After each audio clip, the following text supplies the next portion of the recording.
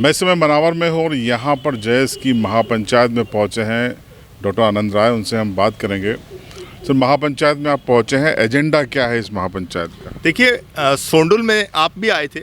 4 साल पहले हमने एक जो कारपोरेट ताकतें हैं, अल्ट्राटेक सीमेंट की जो कंपनी है, उसके कारण जो यहाँ लोगों को नुकसान हो रहा था, जो सिलिकोसिस से जो लोग पीड़ित थे, और जो उन्होंने 90 हेक्टेयर ज़मीन जो है बिना ग्राम सभा की अनुमति के 32 गांव की ज़मीन जो अधिकृत की थी, आज भी 4 साल बाद हम वहीं के वहीं हैं। और इस क्षेत्र का जो युवा है, ये बेरोजगार था, उसको रोजगार देने के वादे किए गए थे। जब विधानसभा के माध्यम से हमने पता किया कि कितने लोगों को यहाँ अल्ट्राटेक कंपनी ने रोजगार दिया, तो पता चला मात्र 7 लोगों को रोजगार दिया गया है। और अन्य भी जो सारी जो योजना है, यहाँ जो विधायक हैं उनसे जो आपको अपेक्षाएं थी, उन सब चीज़ों का हिसाब लेने आज मैं 4 साल बाद खुद मनावर आया हूँ। हम लोग जब उनको टिकट मिला था, हम लोगों ने खुद ने बहुत मेहनत की थी। 40 दिन हम लोगों ने यहाँ मेहनत की थी। उसके बाद यहाँ की जनता ने उनको एक विश्वास के साथ विधानसभा में पहुँचाया था। लेकिन कहीं ना कहीं आज ये लग रहा है कि उनका जो विश्वास है वो कहीं विश्वास टूटता हुआ दिख रहा है, और आज उसी की समीक्षा करने के लिए हम लोग यहाँ इकट्ठे हुए हैं। एक महापंचायत कुक्षी में भी हो रही है, डॉक्टर हीरा अलावा कर रहे हैं, और उनका कहना है कि मिशन युवा नेतृत्व 2023 80 सीटों पर जय चुनाव लड़ेगा, उसके लिए मंथन हो रहा है। देखिए, हमने त्रिस्तरीय पंचायत चुनाव में आह्वान किया था युवाओं से कि आप चुनाव लड़िए। हमारे करीब 25 से ज़्यादा युवा जिला पंचायत सदस्य बने, कई लोग जनपद सदस्य बने और कई लोग सरपंच। एक भी जगह डॉक्टर हीरा अलावा उनका प्रचार करने नहीं गए। एक भी जगह उनको कुछ पैसा देना, चुनाव की मदद करने के लिए वो नहीं गए। इवन उन्होंने फेसबुक पे पोस्ट भी नहीं डाली। तो जब उस समय युवा ज़मीन पर थे, चुनाव लड़ने के लिए आगे आ रहे थे, तब आपने मिशन युवा नेतृत्व की बात नहीं की। अब सिर्फ और सिर्फ भाजपा या कांग्रेस से टिकट की जुगाड़ में, चूंकि मनावर में उनका आधार खत्म हो गया है, इसलिए अब मनावर से कुक्षी पहुंचा जाया जा रहा है और वहां पर कोशिश की जा रही है कि कुक्षी से कहीं टिकट का बढ़ जाए। तो ये तो गलत है ना, आप पूरा समाज का यूज़ कर रहे हो।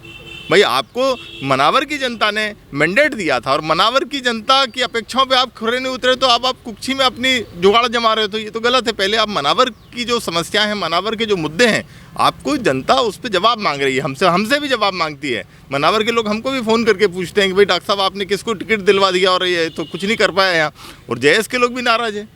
ये खुद चेतन इंदिरा पटेल मेरे साथ है, जयस के फाउंडर मेंबर हैं। आप खुद इनसे पूछिए कि जयस की जो जर्नी है, आज कहाँ से कहाँ किस तरीके से सिर्फ एक टिकट के लिए पूरी के पूरे संगठन को दांव पे लगा दिया जाता है।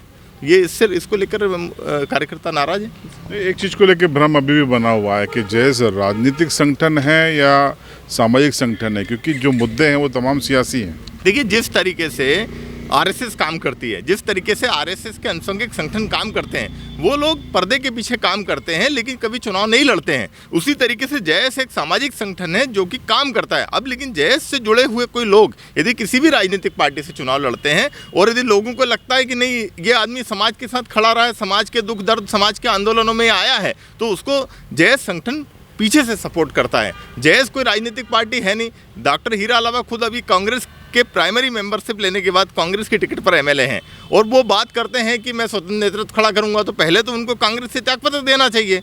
जब बिना कांग्रेस से रिजाइन दिए वो किस स्वतंत्र नेतृत्व की बात कर रहे हैं, मुझे तो यही नहीं समझ में आ रहा है।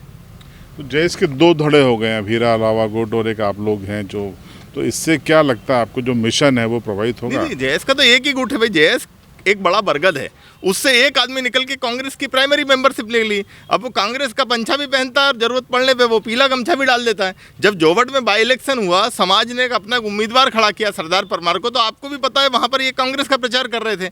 तो अभी भी आप देखिए, लक्ष्मण सिंह मरकाम जो उनका थिंक टैंक है भारतीय जनता पार्टी और आरएसएस का, और जिस तरीके से वो हम लोगों पे अटैक करता है, आंदोलनकारियों पे जिला बदल लगवाना, रासू का लगवाना, झूठी एफआईआर करवाना, डॉक्टर हीरा अलावा या उनसे जुड़ा गुट उनके खिलाफ तो कुछ नहीं कर रहे हैं।